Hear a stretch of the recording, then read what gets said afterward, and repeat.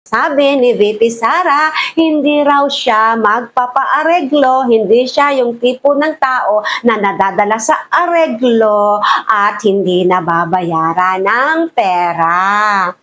Para sa magkaroon ng reconciliation between the President. Oo, hindi ako tao na nagpapaareglo. Tsaka hindi ako tao na nabibili ng pera.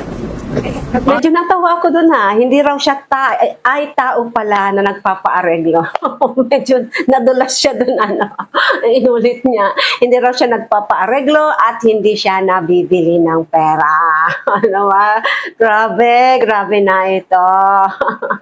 VP Sara, iba ka talaga. Hello nga po pala sa ating mga manunood. Bago tayo magpatuloy, muli akong nag-aanyaya na mag-subscribe kung hindi pa kayo nakasubscribe and mag-like and share ng aking mga videos para maraming makapanood. And comment down na rin po kayo para ma-share nyo ang inyong opinion, inyong take or natutunan or anong nasa damdamin nyo at isip nyo tungkol sa videong itong. Welcome po kayo, don't worry. Alam kong maraming magbabash pa rin dyan kasi hindi nawawala. Pero pag nagbabash kayo, make sure na maayos ang salita nyo.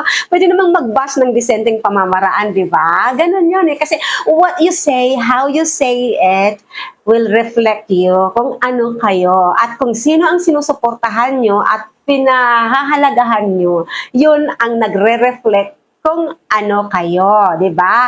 Kaya ingat-ingat po tayo the way we talk, the way we comment, kasi nagpapakita yan kung ano kayo.